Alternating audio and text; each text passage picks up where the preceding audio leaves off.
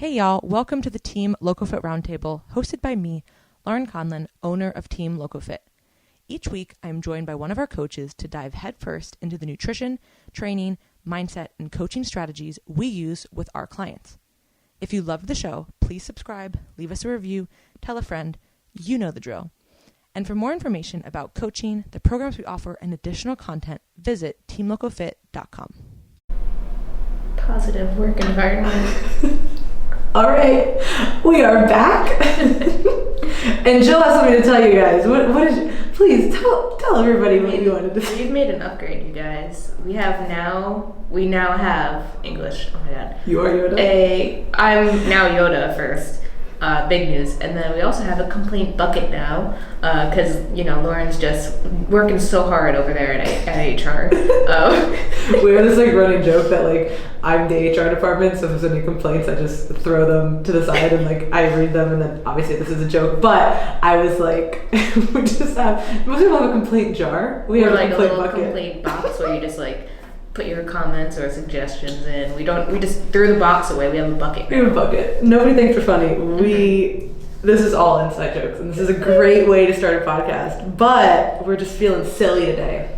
But we have a not silly podcast to go over. We actually have a really important topic to go over, yes. Which is super relevant right now because you actually have a client who's going through this currently. Yeah. And this is something that I've personally done. I've had many clients do this, and this is actually back-to-back peak weeks. So this is for a physique competition. Obviously, any kind of performance-based competition, you really wouldn't be able to go back-to-back. You can't really peak twice for a performance-based competition. But for a physique competition, you actually can. So there's definitely some pros and cons, and we want to just go over a few of the considerations if you are thinking about doing this, what you really need to do, change, look out for, etc. So first, pros. What would be some of the pros of doing this? I think one big pro is, if you are planning on, having a few shows under your belt, having those closer together is a good thing, and that, hey, you can just knock those out, within, I would say a couple of weeks of each other, or like we're talking about today, back to back, and, keep those in, one time period, I guess. And I remember I did this with my last prep back in 2018. I had 3 shows I did. Each of them were separated by a week. So every other week I had a show basically. And we knocked out my season within, the month of June pretty much. Maybe the first week of July too. I don't know exactly, when those things were. But math is hard. Math is hard. Oh my god, it's just 2 years ago. But whatever.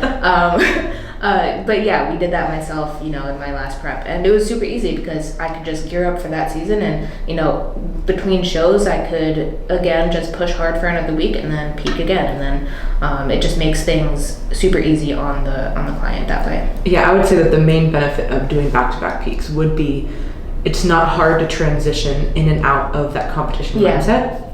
You're kind of already there. Mm-hmm. If you do a show and then you have 8 weeks in between. That's mentally hard. It's really hard, and I've done that too.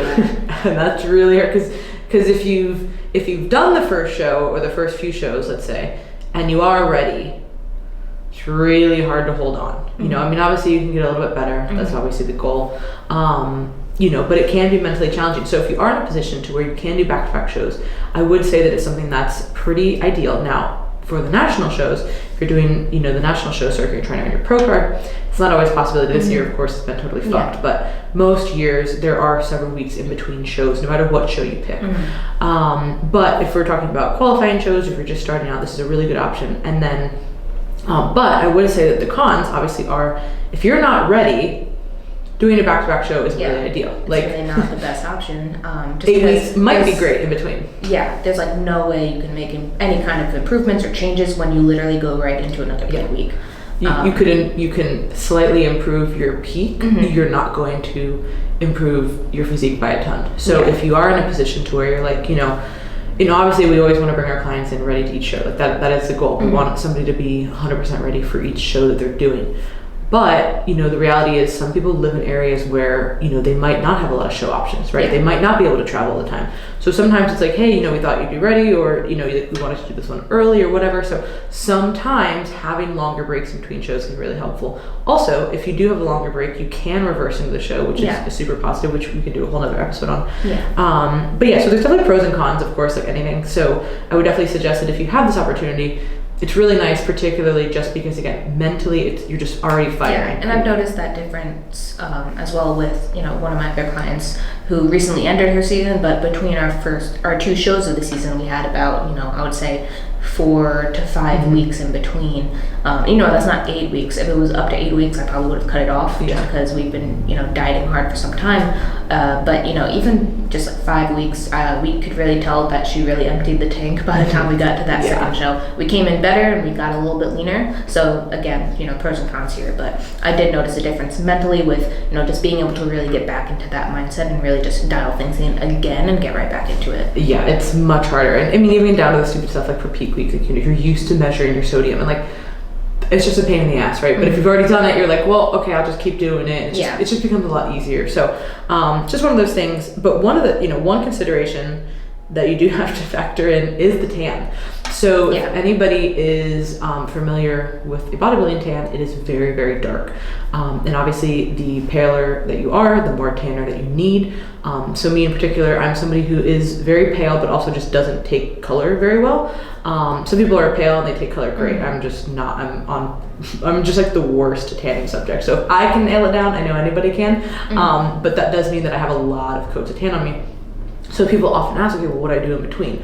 So first, Pro-Tan does actually make a really great product now called Tan Remover. I really wish they had that when I was competing in 2018. Because I could tell by my 3rd show that the tan was a little funky. It's because I had, I think back-to-back shows, like back-to-back peak weeks, is not an issue that much because I did have, a week in between my first 2 shows, but that 3rd show, by the 3rd, it's just like, there was like some patchiness in areas, and it was not a good look. Yeah, so if you guys aren't familiar, the competition tan is like this very weird tan, is that it doesn't just go away like a regular spray tan, it does like peel off. Yeah. So the peeling is really what can make you look patchy. So you can have some areas that have literally no tan on you at all, and then other areas that are just like super like the gross. where your armband, like all those. Or if you wear a watch like me, like literally the Apple Watch is just a great way to remove your tan. You just put that all over your body. Yeah, literally, I'll just like put it around my neck. Like,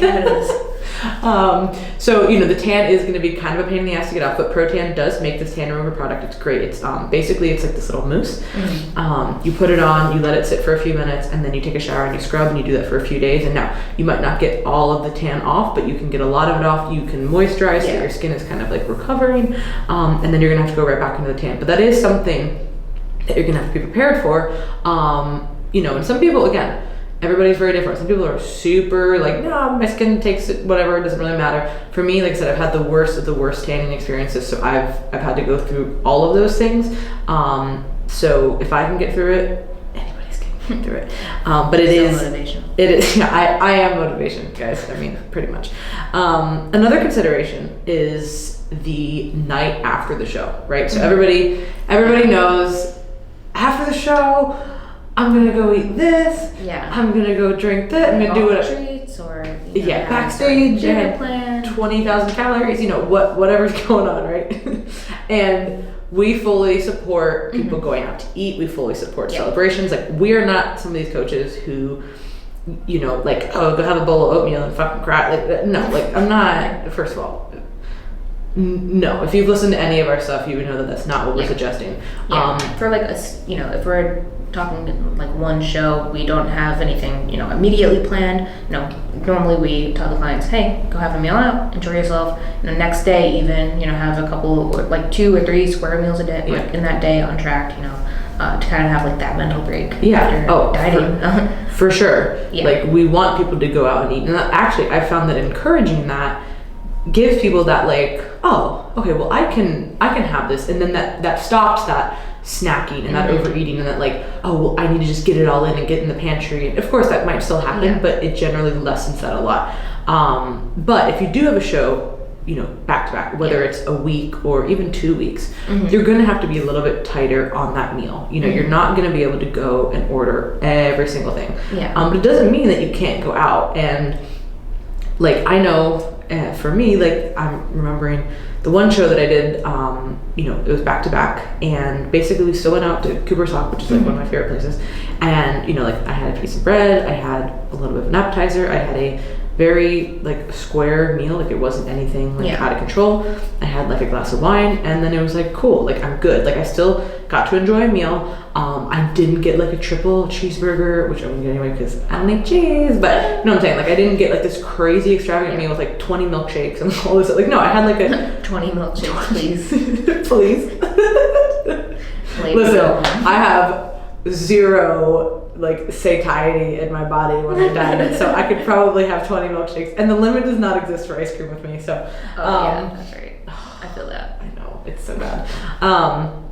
But so that's just something that you probably shouldn't be going to do that. Now, I also don't think that you should go have a protein shake and oatmeal before bed, because first of all, if you've done a competition, most likely you're there with family, with friends, with significant others, with teammates, whoever's there. Yeah, most likely there's a chance somebody to at least have dinner out after, of course, possibly not being able to do those things for a while. Yeah, and it doesn't mean that you have to order the most calorie dense thing on the menu. You can still enjoy a meal out without having to go overboard. And again, that's something that we talk to our clients about all the time, not just in a competition setting, but just in general. Like you can go out to eat and not go crazy. Go crazy. It's totally a possibility. But it is something that, we do have to have that discussion with people. Like, hey, we're not going to be able to have those untracked meals on Sunday. Yeah, Sundays. Get right back to a plan. And even for Saturday night, again, same thing with having just a simple meal. I told my client Pam, hey, if you're gonna go out, just pick something simple. Meat, carb, and keep it light. Especially if we are literally just gonna start that peaking plan the next day. Yeah, literally, she was back to back, and I've done that too. So those are just a few considerations. So now the actual peak, right? Like say you do have a show, in literally one more calendar week, like what are you going to do? So it's really going to depend on how the person has responded, obviously, to the first peak week. That's everything about coaching, and particularly when somebody is so stage lean, things can change literally overnight. You can look like a different person overnight. It's the weirdest thing. Yeah. Like you're lean when those kinds of things start happening. Yeah. Exactly. And that's one thing before we kind of get into that is like seeing your client every day of peak week is just super important at this point, just because again, like you can literally change the plan on any day leading up to that show. And people like even sometimes like the day before, like usually we're like, hey, morning and like 5 p.m. or something like that, like we need to see how things have gone, and we're going to make final changes. And a lot of times there are no changes, like that's the ultimate goal, but we still need to make sure, like we need to stay on top of it, because things can change so quickly. If somebody's stressed out, if somebody is holding on to water, if somebody is just flushing everything out, they're just going through all the food, like what is happening, we don't know. So say somebody did, for their first peak, they did spill a little bit, right? Like they were a little bit too full, and maybe the coach either filled them out too much, or they're just not somebody who tolerates food as well, and you thought they were going to tolerate better than they did, or maybe they were just incredibly nervous, or there's a lot of things that are going to happen, right? Or let's say that they did go out Saturday and maybe they did eat too much, right? And they wake up and they're Sunday, they're like, hey, sorry, I know we were supposed to do this, but didn't really go as planned. Somebody is in that situation. Obviously, the first half of peak week is going to be more aggressive. Yeah. And, we're not, like we said to start this off, when you're doing a peak week, at this point, you're not really changing somebody's physique. It's not like, hey, I'm taking off 3 pounds of body fat. No. But the fluid shifts can make somebody look completely different. So if somebody has gained 3 pounds and it's not a needed 3 pounds, we got to get that off. And this isn't about like scale weight, but this is just about visually like what that looks like. What we see. And so if somebody has spilled, that is where we're really going to say, okay, we're going to pull back. Maybe we're going to do a little bit more cardio or just a little bit more activity in general. We need to make sure that food is really tight. Might need to go into some depletion days. Whatever works for that person. Everybody's going to be a little bit different with kind of what they tolerate. I'm always on the food end. I would rather be more aggressive, lowering or hiring, because with cardio you can induce inflammation. And the problem with that is that obviously if somebody has a lot of inflammation, particularly from cardio, they're going to be very blurry and they're not going to have any lines. And we need lines even in the division, like even in bikini, which is the smallest, softest division, you still need lines. Yeah. Somebody's legs are completely blurry because you've done a bunch of cardio that week. They're not going to place well. They're just not. Yeah.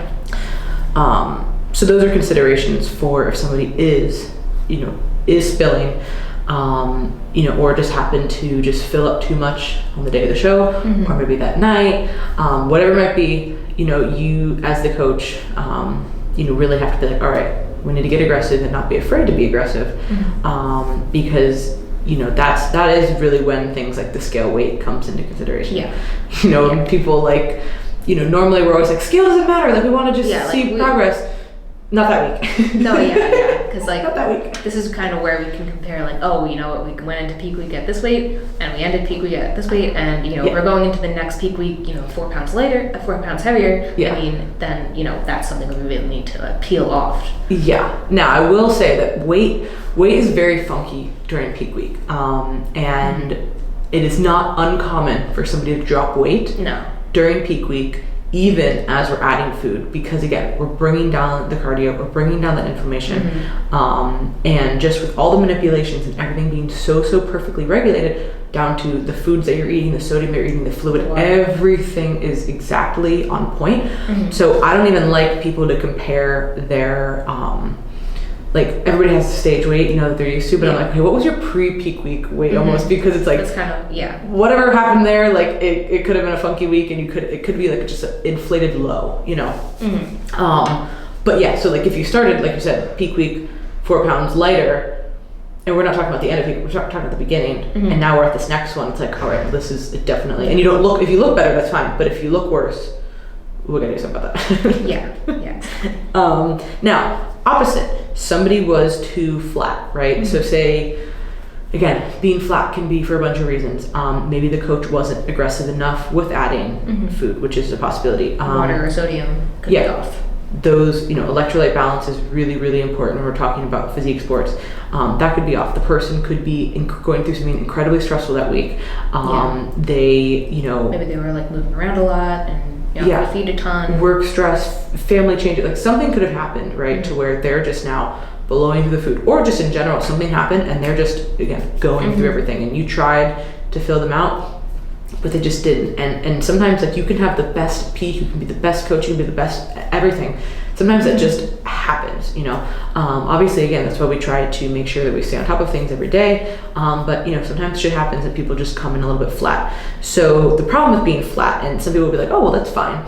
But being flat, generally, you will look tight, but you actually could look a little soft, because if you're not filled out enough, you kind of just look, I don't want to say like stringy, but just stringy is something that can happen, especially if somebody got really lean. If somebody is very lean and they're not filled out enough, they're kind of just going to look like this like softer, stringier version of themselves. And let's be honest, if you are stage lean, you look stringy anyway, like most of the time. But like you just look pretty stringy. But when you are on stage and you are posing and everything's all full, you're going to look pretty good at that point. So it is, if somebody is too flat and they're for the first show, you're really going to have to readjust things during that week. Definitely pull cardio. That's going to be one of the first things that we're going to try and do, because adding that in is not going to be helpful. I mean, maybe you can do a little bit just for like digestive purposes, but don't go from 2 hours a day to 0. That probably wouldn't be a good idea. But if somebody, like, we're usually not doing that anyway, but you can have a little bit, but generally speaking, a lot less. And then you're really going to want to add more food and probably add more sodium. Also, so that somebody can hold on to that. The sodium thing is interesting, because everybody, again, responds to that differently. Some clients, they do great with it. Other clients do not so great. Yeah, I've noticed a difference with a few clients where like some are just super sensitive to like actually keeping that up and keeping an eye on it throughout peak week and on show day. Like, it's weird with, how sensitive some clients can be to, sodium manipulation in water. Yeah. And we're not talking about manipulation as in we're dropping it. We're talking about manipulation as in like we're making sure that it's that it's high enough or that it's just enough for that person, right? So when people hear most people are still thinking peak weeks like, oh, you don't have any sodium, right? It's like no, actually that's like the quickest way to look really fucking bad is to not have sodium. So hey, congrats. Oh, do you not want to get a pump? You're an idiot. I hope that we're past that, but I don't know. I don't think we are. I don't think we are. There are still people, going into peak week dehydrated. Yeah, the trifecta. No, actually, it's 4 parts and not a trifecta. Damn it. What are they called? No water. Yeah, I'm like, what's the thing where there's 4 things involved? A foursome? The foursome of peak week that's gonna really fuck you. Okay. So we found our podcast title. The foursome. No water, no sodium, potassium load, and take diuretics. Hey, you're gonna look awful, and you could have a cardiac arrhythmia. So we really don't want to do that. This is not a fun foursome. This is a really bad one. No. So don't sign up for that. I mean, if you're into other things, that's fine. But as far as we're talking about peak week, we don't want. This is not the foursome you want. We do not want any of that. Just trust us. Why am I like this? That's perfect. I went from trifecta to foursome. Awesome. I mean, we needed a name for it, so I'm just trying to help you. You're doing your part. As creative director, you're doing your part. Positive work environment. I will take that out of the complaint bucket. Oh, okay. Perfect. So are you under brand point? But everybody else put that in there. Like, this is our complaint. Gillian, stop talking. It's overfull. But yeah, so, I would like to think that we're past, people cutting their sodium, but we're not. So when we say manipulation, we're just talking about, we're making small changes up and down, depending on how somebody's responding. But when in doubt, don't change it. If you're having 4,000 milligrams of sodium every day, keep it the same. That's like the one thing that I see people really, really mess up is sodium and water. And, sure, some people do pretty good with small fluctuations, but not everybody, and I would much rather people not just change that in general. Same with water. And then so say you peaked really good on Saturday, and your meal after went good, you woke up and you did your whatever day on Sunday, and then you check in Monday and you're kind of in a good spot. What do? Do you repeat exactly? If it worked last time, a safe bet again is to repeat it. But if you're like, I'd rather be a little bit tighter, or just a little bit more conservative, earlier in the week it's better to be conservative rather than later, right? You can always fill out. Especially if you know that the client does fill out well or takes carbs well, particularly. If you're kind of even on the fence, it's like, all right, let's just do another low day, and then we can go from there. That's actually that's kind of what we did this week.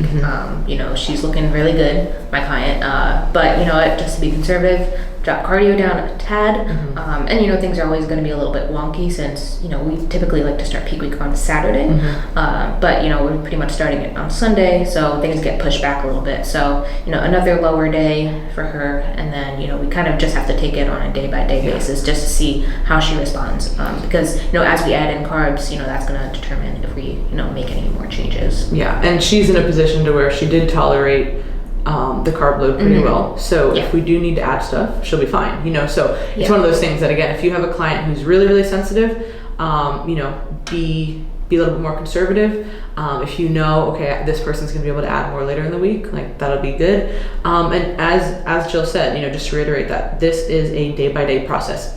People will look different in the morning and at night and the next day. And there's so many factors with peak week that it's not even like, hey, here's one thing. So we really try to go through a few different scenarios for you guys, but it really ultimately comes down to not just the science behind it, but really this is kind of where that art comes in. This is where it takes experience. This is where it takes, an eye to kind of know what's going on. And also just learning the client. How they typically respond, and, learning from that first peak week as well.